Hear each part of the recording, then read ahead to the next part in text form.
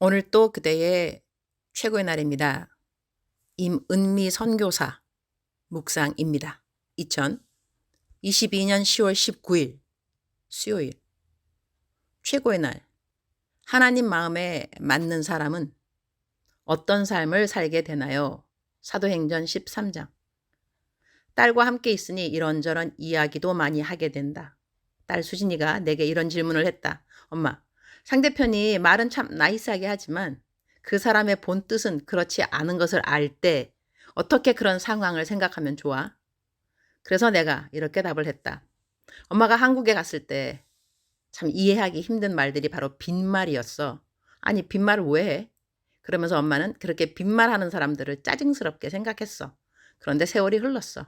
엄마가 나이가 들었잖아. 그래서 나이 들고 난 다음엔 이렇게 생각을 바꾸었어. 아, 말이라도 고맙네 라고 말이야. 세상 살다 보면 이런 사람 저런 사람 정말 다양한 사람들이 있는데 군에서는 용장, 지장, 덕장이란 말을 사용한다고 하더라.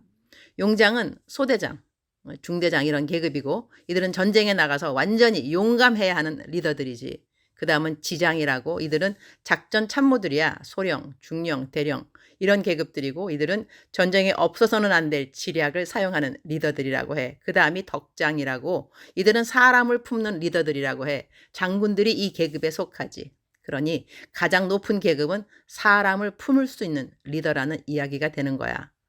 어떤 일이 있어도 원수를 삼는 것은 하지 않는 것이 인간관계에서 가장 중요하니까 일단은 모든 일에 사람을 잘 품는 사람이 되는 것이 좋다고 엄마는 생각해. 딸이 엄마 말을 잘 경청해 주어서 감사. 그리고 나도 내 스스로가 말을 하면서 나는 얼마나 사람을 품는 사람인가 돌아보게 되어 감사. 사도행전 13장 22절 패하시고 다윗을 왕으로 세우시고 증언하여 이르시되 내가 이새의 아들 다윗을 만나니 내 마음에 맞는 사람이라 내 뜻을 다 이루리라 하시더니 After removing Saul, he made David their king. He testified concerning him, I have found David, son of Jesse, a man after my own heart. He will do everything I want him to do. 다윗을 일컬어 하나님은 내 마음에 맞는 사람이라는 말씀하셨다. 하나님의 마음에 맞는 사람은 그러면 어떠한 사람일까도 질문이 되겠지만 그는 어떻게 살아갈 사람일까 역시 하나님의 마음에 맞는 사람에 대한 질문이 될 수 있을 것 같다. 오늘 본문 말씀에는 다윗이 하나님의 마음에 맞는 사람이기에 그는 하나님의 뜻을 다 이루리라 이렇게 말씀이 연결된다고 하겠다. 영어로는 He will do everything I want him to do. 그는 내가 원하는 모든 것을 행하리라. 와, 너무 멋진 말씀 아닌가? 하나님이 믿어준 다윗이 그렇게 해줄 것이라는 신뢰가 하나님은 다윗을 향해 있으셨다는 것이다. 물론 이 글의 문맥을 아래로 쭉 내려가면 다윗의 계보에서 예수님이 태어나고 예수님은 바로 온 인류의 죄를 대속하여 하나님이 가장 원하시는 뜻이 이루어지는 것을 말하는 것을 알고 있다. 다윗 참으로 멋있지만 근데 나는 다윗보다는 바울 더 좋아한다. 바울은 다메섹에서 주님을 만난 이후 단 한 번도 넘어진 적이 없다. 죽는 그날까지 오직 예수의 삶을 살아낸 사람이 바울 아니겠는가? 섰다고 생각하면 넘어질까 조심하라는 말씀도 기록하면서 바울은 넘어질까 조심하면서 살았기에 그는 끝까지 넘어지지 않는 사람이 되었다. 다윗은 너무나 성정이 아름답고 하나님이 향한 마음 역시 열정 그 자체였지만 그러나 그는 여자 관계가 참 복잡하다. 한 여자로 참된 만족을 못 느낀 그는 어떤 속사람의 치유가 필요한 사람이었을까를 가끔은 생각하게 해주기도 한다. 그래서 나는 다윗보다는 자기의 믿음 지키는 것에 일체 양보가 없었던 바울을 좋아한다. 오늘 바울이 다윗에 대하여 이야기를 한다. 그가 다윗에 대하여 이야기한 것 중 바로 이 부분이 마음을 뭉클하게 한다. 내 마음에 맞는 사람이라 내 뜻을 다 이루리라. 나는 어떠한 그리스도인이 되고 싶은가? 은혜로 구원받은 것은 어느 그리스도인인들 동일한 하나님의 크신 사랑 아니겠는가? 그 동일하게 받은 구원으로 시작하여 나는 어떠한 그리스도인으로 살다가 주님을 만나고 싶은가? 내 나이 40 되었을 때인가 기억난다. 뒤돌아보니 내가 하나님께 기도한 모든 것이 이루어졌다는 생각을 했다. 그야말로 남들이 말하는 버킷 리스트에 적어놓은 것이 다 이루어졌다고 생각이 되어졌을 때 내가 하는 선교 사역이 어느 사이 그냥 다람쥐 쳇바퀴 굴러가듯 그렇게 굴러간다는 생각이 들었을 때 한국에서 선교 대회를 마치고 케냐로 돌아가는 비행기에서 주님께 드렸던 기도가 생각난다. 주님, 뒤를 돌아보니 제 기도 소원 다 들어주셨군요. 주님, 지금까지 제 소원 다 들어주셨으니 이제 주님의 소원을 말씀해 주시면 제가 주님의 소원을 들어드릴게요. 그 한마디 기도에 주님이 나에게 하라고 하신 것이 있었고 나는 그 일을 시작했고 지금은 그 일을 멈추고 하지 않고 있다. 주님이 나에게 원하시는 것이 무엇일까? 꼭 모두 다 이루어 드리고 싶다. 한두 개가 아니고 바울이 다윗을 묘사한 것처럼 모두 다 이루어 드리고 싶은 것이 나의 기도 제목이다. 주님, 오늘 또 최고의 날입니다. 제가 매일같이 저의 묵상 맨 아래에 적는 후렴 구절을 주님은 아십니다. 주님 사랑합니다. 주님 감사합니다.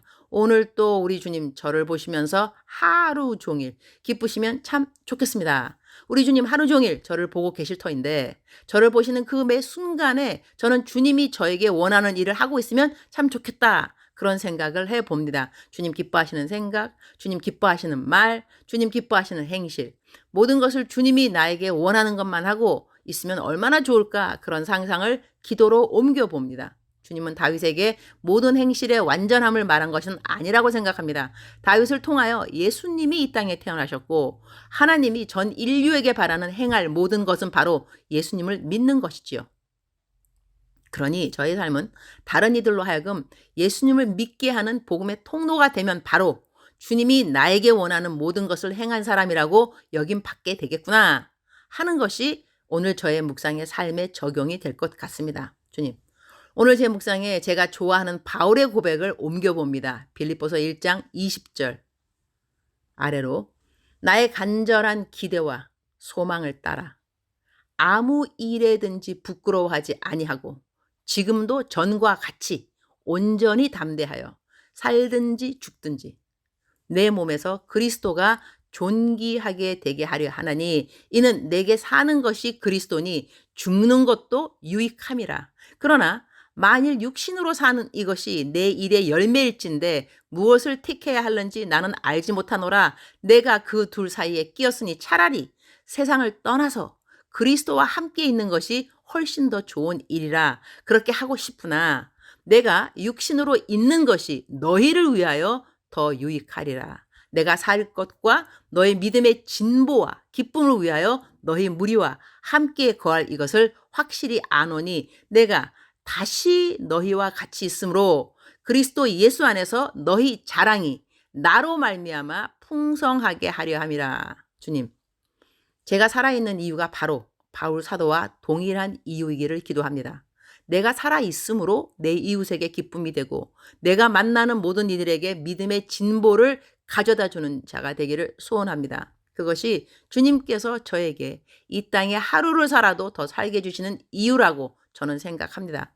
나만을 위한 삶이라면 저도 바울처럼 오늘이라도 주님 곁에 그냥 가고 싶다는 고백을 하고 싶습니다. 그러나 나 자신을 위하여 살면 안 된다고 주님 가르쳐 주셨으니 이 땅에 내가 사는 이유를 더더욱 잘 명심하면서 오늘도 하루를 복음의 통로 되는 삶으로 살아가기를 기도합니다. 주님 사랑합니다. 주님 감사합니다. 오늘 또 우리 주님 저를 보시면서 하루 종일 기쁘시면 참 좋겠습니다. 사랑하는 그대여, 사랑하는 그대여, 출석 부르고 있습니다. 대답하셔야죠. 사랑하는 그대여, 사랑하는 그대여, 사랑하는 그대여. 억만 번 더 들어도 기분이 좋은 말 들으면 들을수록 더 힘이 생기고 기쁨이 되고 위로가 되고 격려가 되는 사랑하는 나의 딸아, 사랑하는 나의 아들아, 사랑하는 그대여. 많은 분들이 이 사랑하는 그대여 이 한마디가 힘이 된다고 하더라고요. 그런데 힘이 될 수밖에 없는 이유는 무엇이냐면 제가 많은 분들에게 기도 부탁을 드렸습니다. 묵상 끝나고 난 다음에 녹음할 때에 내가 사랑하는 그대여라고 멘트를 시작하는데 이 사랑하는 그대여를 듣는 모든 분들에게 힘이 되고 도움이 되는 그러한 메시지가 되게 해달라고 중보 기도를 부탁해 놓았더니 많은 분들이 적어도 아침 저녁으로 이 기도를 해 주시는 분들이 있습니다. 그래서 그대가 사랑하는 그대여 이 말을 들을 때 나 그 한마디에 그냥 힘이 생겨. 이것은 하나님께서 저희 중보 기도팀의 기도를 응답하셨기 때문인 거죠. 사랑하는 그대여. 사랑하는 그대여. 우리 매일 살아가면서 내가 사랑을 입고 있다는 확신 하나만 가져도 힘이 생길 수밖에 없습니다. 그래. 하나님이 사랑하는 그대여, 사랑하는 그대여, 나의 이름을 불러주셨어. 나를 찾고 계셔. 나를 알고 계셔. 내 입에, 내 혀에 이 모든 말을 모르는 것이 아무것도 없으셔. 내 생각을 알고 계셔. 나의 일어나고 앉고 일어서고 앉고 이 모든 것을 알고 계셔. 와우, 하나님은 놀라우셔. 하나님은 나만 바라보고 계시는 것 같아. 이렇게 누군가의 집중적인 관심을 내가 받고 있는데 그 누군가의 집중적인 관심이 바로 여호와 하나님으로부터라는 것이죠. 사랑하는 그대요. 하나님은 그대를 사랑하십니다. 믿으셔야 합니다. 제가 누누이 강조합니다. 느낌이 아니라고 했습니다. 믿으셔야 합니다. 하나님이 그대를 사랑하십니다. 그리고 그대 바로 옆에 지금 계십니다. 어떻게 알고 있느냐? 하나님의 말씀이 우리에게 가르쳐 주시기를 임마누엘 하나님이라. 우리와 함께 하시는 하나님 임마누엘 하나님이시라. 사랑하는 그대여 힘내시기 바랍니다. 오늘 또 주님 안에서 주의 말씀으로 동행하시고 그리고 오늘 묵상의 삶의 적용처럼 복음의 통로가 되는 삶을 살아가는데 최선을 다하는 그대가 되기를 축복합니다. 하나님이 도와주실 겁니다. 그대가 복음의 통로, 믿음, 소망, 사랑의 통로가 되는 삶을 살 수 있도록 하나님께서 도와주실 것입니다. 사랑하는 그대여 사랑합니다. 사랑하는 그대여 축복합니다. 오늘 또 그대의 최고의 날입니다.